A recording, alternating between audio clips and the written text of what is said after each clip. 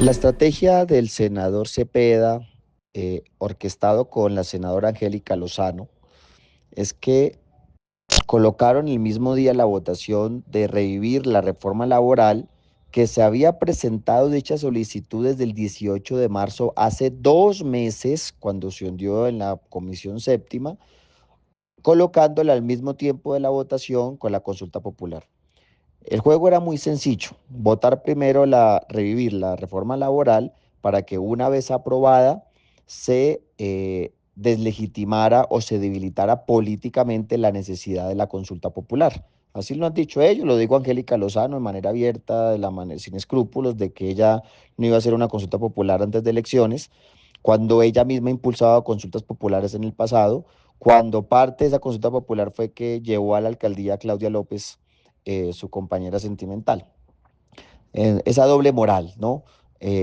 Cuando solamente los mecanismos democráticos le sirven cuando responden a sus intereses políticos personales y no en función de la democracia. Hoy queda ya evidenciado la trampa a la que caímos cuando apoyamos genuinamente esa consulta anticorrupción. Pero volviendo al asunto, reviven la reforma laboral para quitarle fuerza política a la consulta popular. Cosa que ya es un vicio, porque el artículo 80 de la ley quinta establece que cuando se ha abierto la discusión sobre un tema en particular y en una sesión no se cierra, no se vota, en la siguiente sesión se tiene que continuar con ese debate y su debida votación.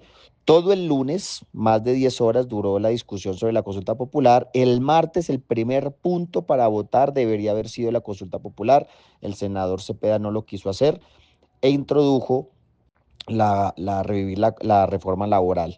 Pese a que el mismo senador Díaz, como lo dice también la ley quinta, contempla que él puede retirar en cualquier momento su proposición o su solicitud, su proyecto de ley, etcétera. En este caso, la apelación del hundimiento en la Comisión Séptima. Es decir, todos los vicios posibles. Yo le paso al señor periodista, si quiere, los artículos de la ley quinta donde establece claramente eso: irregularidad, vicios de procedimiento de trámite y trampa y sabotaje. Por último, en la votación del senador Díaz de Cambio Radical, el fraude evidente, cuando hace una votación por el sí, lo dice el secretario a micrófono abierto, lo certifica, se cierra la votación y después aparece el voto por el no. Eso nunca ocurre, uno puede cambiar el voto después de haberse cerrado la votación. Ah, si el hombre quería votar otra cosa, si se confundió, si llegó tarde, lo que sea, ya es problema de él, ¿sí? Pero una vez cerrada la votación, se tiene que mantener la votación. O si no, como lo pidió el senador León Muñoz y que no se lo concedió el presidente del Senado, pues reabrir la votación. Listo, vuelva a verse la votación para que no haya ningún tipo de duda ni de vicio. No lo hizo. Por eso por eso certificamos de que indiscutiblemente hubo un fraude. Ahora bien, se revive la reforma laboral, la oposición conjunta, ya sea la posición dura o la posición tibia, van a apelar ahora a tramitar la reforma laboral para llevar a que no haya consulta popular. ¿Qué puede ocurrir de eso? Que salga una reforma laboral que no sea reforma. Van a modificar los artículos, van a quitar el corazón esencial de los derechos de los trabajadores que estamos reivindicando, pero al final la van a aprobar y van a decirle al país que se aprobó una reforma laboral, pero sin el corazón debido. Eso, por supuesto, tanto el pacto histórico como el gobierno vamos a hacerle seguimiento, vamos a hacer la discusión, porque nosotros no nos vamos a prestar para aprobar un proyecto de ley que se llama reforma laboral, pero sin que nada reforme de fondo. ¿Sí? No podemos dejarnos engañar ni engañar hacia la ciudadanía. Pero indiscutiblemente, como para ellos que han reconocido el error político de haber hundido de esa manera la reforma laboral, ver que la ciudadanía ya estaba en contra de ellos, lo que están haciendo ahora es intentar enmendar ese error de esta manera disimulada, pero pues ya miraremos genuinamente hasta dónde les va a llegar.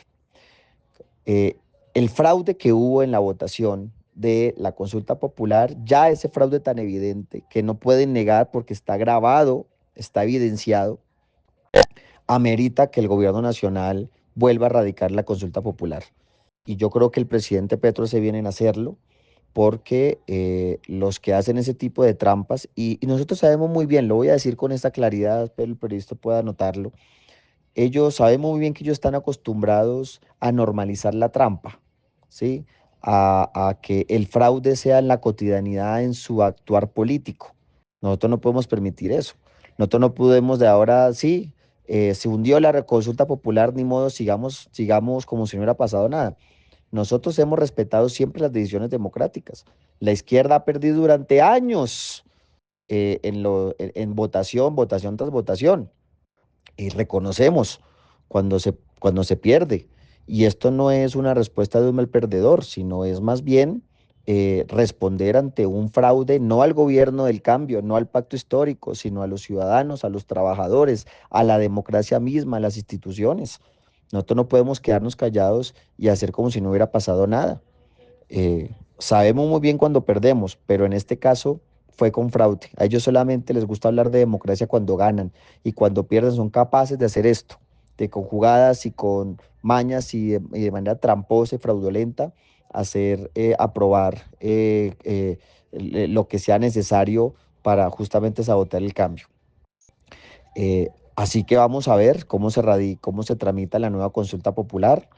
Eso obviamente, esa radical la consulta popular va a llevar a que ellos se tomen más en serio la discusión de la reforma laboral. E insisto, pues ya miraríamos en el trámite, en la comisión cuarta, después en plenaria de Senado, cómo es que queda el artículo.